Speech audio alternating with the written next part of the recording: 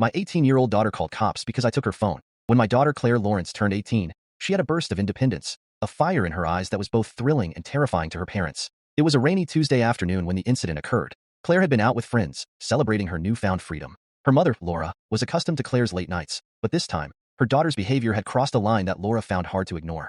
Claire's phone, which had become her constant companion, was the battleground of their latest argument. It all started with a series of unanswered calls and texts from Claire's parents. Laura had been trying to reach Claire since early evening, worried that her daughter hadn't checked in as promised. Finally, Laura decided to take action. Claire had come home late, stumbling through the front door with a laugh that seemed too loud, too carefree. Laura, already on edge, had been waiting for her. The house was dark except for the soft glow of the lamp in the living room. Laura stood by the door, arms crossed, her brow furrowed. "Claire," she began, her voice strained with worry, "where have you been? I've been trying to reach you all night." Claire rolled her eyes, swaying slightly on her feet. "Mom, relax. I was just out with friends. I'm fine."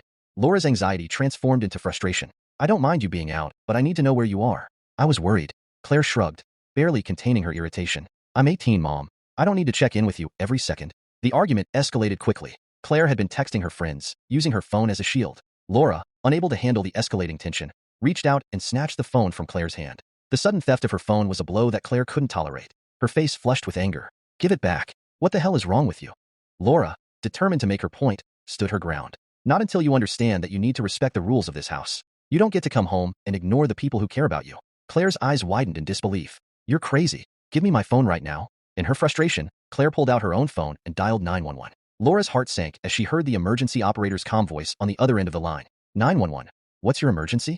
Claire's voice, trembling with a mixture of anger and desperation, broke through. "My mom took my phone. I'm 18, and she's not letting me have it back. I want her to give it to me, or I want someone to come and make her." The operator, trained to handle all sorts of emergencies, responded with practiced patience. "Can you tell me your location and if you need immediate assistance?" Claire, caught between her own anger and the gravity of her actions, gave her address, and the call was quickly dispatched to the nearest police precinct. Laura, in the meantime, was staring at Claire in disbelief. She knew their relationship had been strained, but this was an unprecedented step. Panic and regret mixed with the realization that things had spiraled out of control. Within minutes, the front doorbell rang, piercing the thick tension in the house. Two uniformed police officers, Officers Davis and Thompson, stood on the doorstep, their faces a mixture of professionalism and curiosity. Laura and Claire exchanged a glance, their eyes speaking volumes about their shared discomfort. Laura led the officers inside, explaining the situation with as much composure as she could muster. "I didn't mean for things to get this far. I took her phone because I was worried about her safety. We had a disagreement, and I didn't think it would come to this." The officers listened attentively. Officer Davis, the taller of the two, nodded understandingly. "We understand, ma'am. It's important to address the concerns and emotions involved here." Claire, still bristling with anger, interjected. "I just wanted my phone back. She's being unreasonable." Officer Thompson, with a more empathetic demeanor, addressed Claire directly. "I understand that this situation feels unfair to you, but calling us was a serious step. Can you help us understand why you felt it was necessary?" Claire, who had been prepared to argue, found herself struggling to articulate her feelings. "I just wanted to be treated like an adult. I didn't think calling you guys was going to cause such a big deal. I was angry and scared." Officer Davis turned to Laura. "It seems like there's a lot of emotion and communication issues at play here. It might be beneficial for you and Claire to have a calm discussion about your expectations and boundaries." Laura nodded, her eyes filled with a mix of relief and regret. "I agree. I'm sorry, Claire. I didn't mean to escalate things like this. I just wanted to make sure you were safe." Claire's anger began to ebb away, replaced by a sense of embarrassment. She nodded, looking down at her shoes. "I'm sorry too. I didn't handle things well." The officers, satisfied that the immediate crisis was resolved, offered their assistance with navigating the communication issues between mother and daughter. They suggested family counseling as a way to rebuild their relationship and address their concerns in a constructive manner. As the officers left, Claire and Laura stood in the foyer, the weight of the evening hanging between them. The house felt quieter, as if the drama had left a tangible void in its wake. Claire finally spoke, her voice softer. "Do you think we can talk without fighting? I really want us to understand each other better." Laura, her own voice trembling slightly, replied, "I'd like that. I think we both need to work on listening to each other."